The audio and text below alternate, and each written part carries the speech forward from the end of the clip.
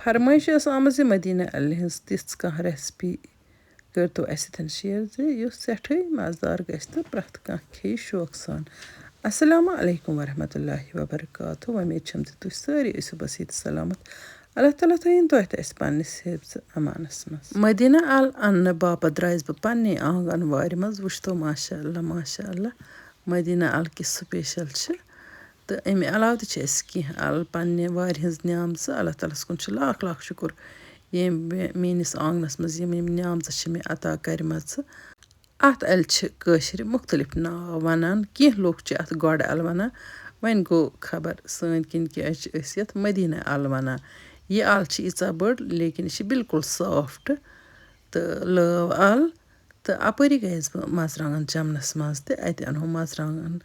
जोरा सब्ज सब्ज मरचांगन सिनिश त्रावान तो अत बड़ जान फ्लेवर यिवान। यमन सब्ज मरचांगन हुंद अमे अलाव सब्ज मरचांगन तो सेहत बापत काफी मुफीद तो यम मरचांगन जोरा कड़ मे यपर किन वुचतो यम त्रेल क्या वजह गमच मे अके वेस वोनमुत दहली पे युथु ोट गो तैयार तो चैनल पे हाजो तो तवे मज मज बह यम ोट तह हावान तो यह किस्म ोटा यह असल वजल्योमुत तो यपर किन करन बह वन यह अल साफ अत सोरे देल जुलन वन गो देल जुलन ब्रो छज मे गोड यह पूर पठन करम साफ। यम मदीना अल या गोड अल बिल्कुल आसानी सान नेरान अत अल कुलिस यह जुट अल कुल वावन तो यम नेरान यम अल अत अल कुलिस अस खे वारिया लट तो वनुक तम मे तुह सत रेसिपी करम शेयर कह वन गो पतमन वरियन मज मे अमे अल्ले हंज कह रेसिपी तुह सत शेयर करम अजिच रेसिपी तम नश वारिया डिफरेंट कह व्यूवर मे रूबरू समखे तो तिमो वोन मे अमे अल्ले हंज हाथ कैसा जान पहन रेसिपी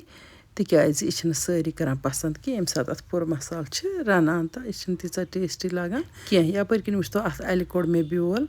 तो तम पतन कतरम तो थम छलित छकित बे पश पावन तो मे छज दोय लट यानी कि कतरान ब्रोट तो कतरान पत प्रेशर कुकरस मज त्रोम कम तिल कतरहन तो अथ पे त्रो मे यह अल बिल्कुल आराम सान सनान अत ज्यादा सीटी न पेवान दिन या वारिया पाक अत पेवान दिन कि बिल्कुल दस्ती तैयार ग खास कत चीज अत अल्ले ज्यादा तलन पेवान दिन कह ये त्रो मे अत अल्ले टेस्ट मुताबिक नून तह अम पत थो मीडियम फ्लेम पे ढकन दिथ 2 मिनटन 2 मिनट पत तुल मे अत ढकन वुचतो अत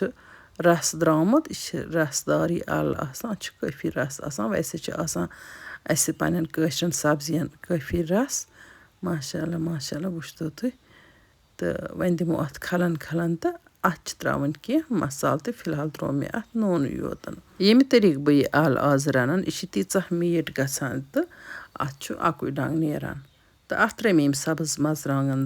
कतरवित तो बे त्रमस जीर फलिना सब्ज मरचांगन कोड़ मे सोरे ब्योल नेबर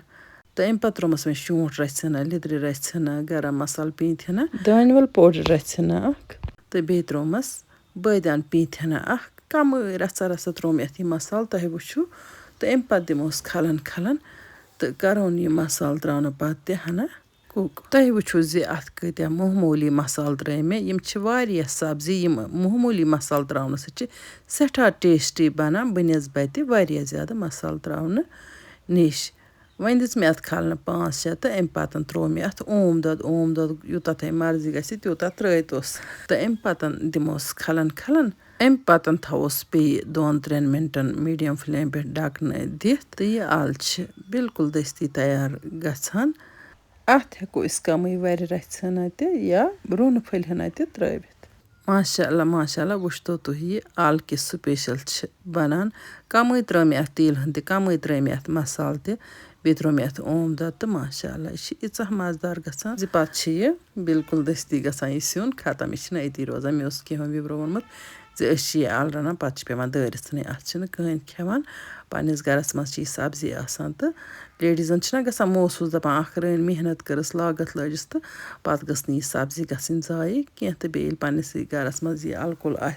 जाय क्या करो यह वारिया रच न्यामत ये तुम यम तरीक रनियो बच्चे खेन सठे खुशी सान बच्चे क्यों बड़ सारी करान अत पसंद यह अल इंसान सद सेहत खतर काफ़ी मुफीद कब्ज अम रोजान वारिया चीज़ों यह फायदेमंद इंसान सदिस जिस्म खतर